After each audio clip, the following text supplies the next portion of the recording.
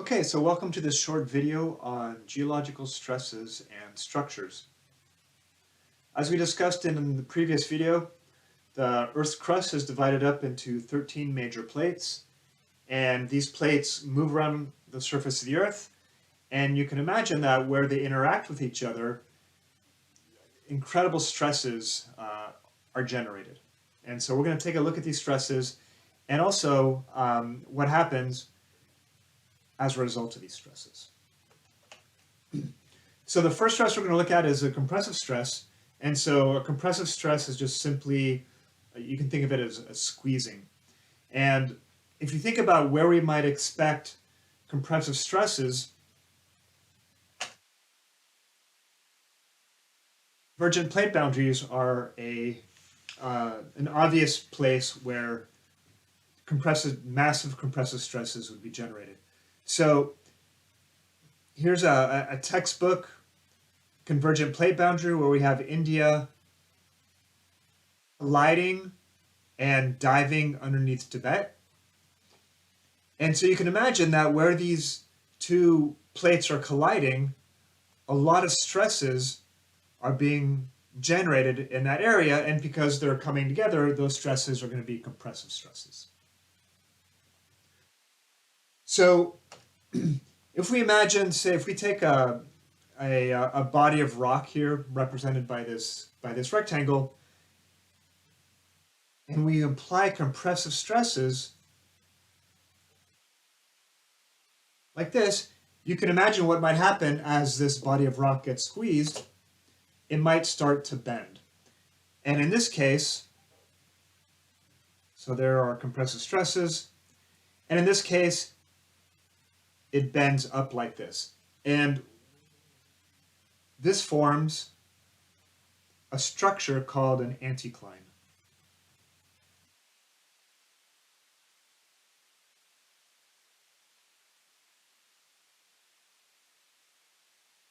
We can also take the same body of rock, subject it to massive compressive stresses, and sometimes the rock will bend down like this. And so when you have a downward bend like this, we call that a syncline. Now, an easy way to remember the difference between an anticline and a syncline. So anticline begins with an A, just like the word arch. For the syncline, so syncline begins with the word syn, and you can think about where you go when you syn. Of course, you go down to Hades. So that's just an easy way to think about it. Anticline begins with an A, like an arch, and a syncline begins with syn, and so that goes down. So let's take a look at what these structures look like in the real world. This is a beautiful anticline. You can see the rocks have been bent up like that to form an arch. Here's another really nice anticline. Again, you see the rocks bent up like that to form an arch. And so when you see anticlines like this, it means that at some time in the past, this area was subjected to compressive stresses. Same thing on this one. This area was subjected to compressive stresses. And so that tells you that at some point, there was some convergent plate boundary in the region. So here's a nice syncline. You see the rocks are bent downwards like that. And another syncline like that. Now, oftentimes, anticlines and synclines come together. So you don't just have one anticline or one syncline. Oftentimes, they come in pairs. So there's an anticline, and then there's a syncline like that.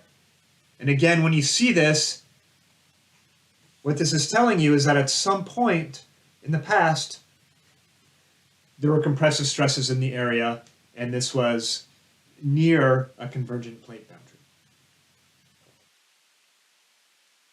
Now, in some instances, the rocks break instead of bending. Again, here's a rock mass being subjected to these squeezing forces. And what's going to happen is that instead of the rock either bending up or down, it's going to begin to fracture. So right along that. When that fracture finally propagates throughout the entire rock body, a fault develops, and in this case, this is called a reverse fault. And you can see that one rock is pushed up and over the other rock. This is called a reverse fault because the rocks are moving in the opposite direction that you would expect because of gravity, and this will make more sense in just a little bit. But understand that rock A here is being pushed up and over B, right? And so there's some overhang right there. So the key thing here is up and over. Now, in some cases, the angle of the fault, so this angle right here, is low, and if it's less than 15 degrees,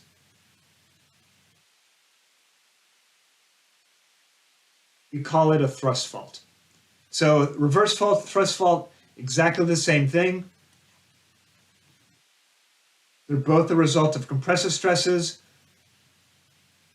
Both have a vertical component where one band of rock is being pushed up over the other one. The only difference with the thrust fault is that it's at a lower angle.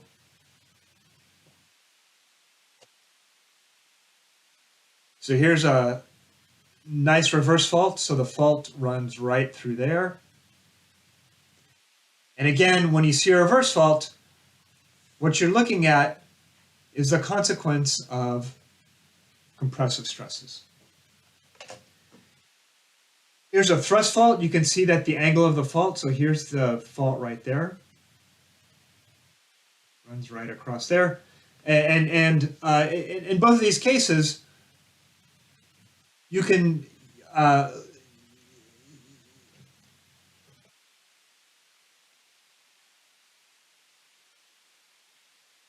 you can figure out the direction of the motion by lining up these beds. So you see that there was some kind of orangish rock up there.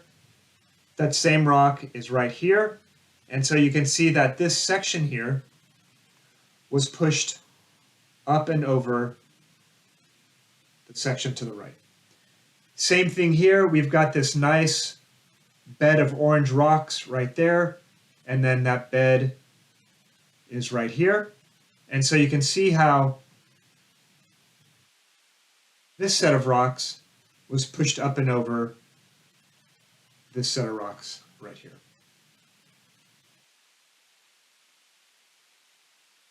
If we have compressional stresses where rocks are being pushed together, you might imagine that there may be areas where you have extensional stresses where rocks are being pulled apart. Extensional stresses are what we find at divergent plate boundaries. So remember from the previous lecture that a divergent plate boundary is an area where plates are pulling apart from each other. So if we come back to our rectangular rock body and we start pulling it apart, what's going to happen is the rock is going to start to fracture. And so the dashed line here, this is where that fracture is going to start to form. We're going to keep pulling it apart. And eventually that fracture is going to propagate throughout the entire rock to form what's called a normal fault.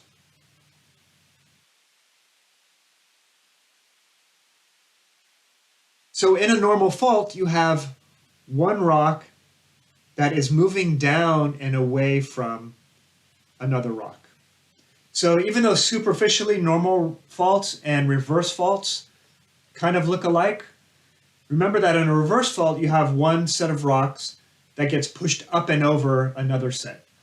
And if you look here at the normal fault, there's no overhanging rock. And that's because things are being pulled apart, and this rock is sliding down and away from this rock right here. And so these are called normal faults because the motion of the rocks is what you'd expect as a consequence of gravity.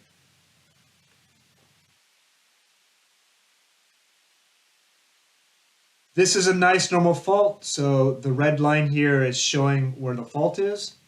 And we know that this is moving down and away from the rock on the right because there's this band of red rocks right there, and then that band of red rocks is down here. So we can see that over here, these rocks have moved down and away from the rocks to the right.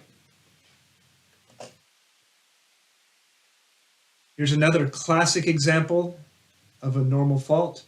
So there's the fault right there.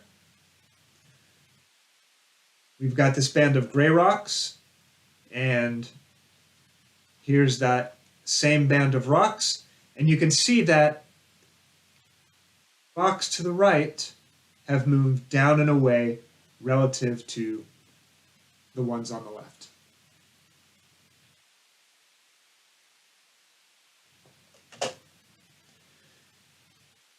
Now, the third type of stress that we find at plate boundaries is called shear stress. And shear stress occurs when you have two things sliding past each other. So remember that the Pacific plate is moving to the northwest relative to the North American plate. And so these two plates are sliding past each other. They're moving in parallel but opposite directions. And the structure that forms at this type of plate boundary, which remember is a transform plate boundary, this type of structure is called a strike-slip fault. And of course, our very own strike-slip fault is the San Andreas fault, shown here in yellow.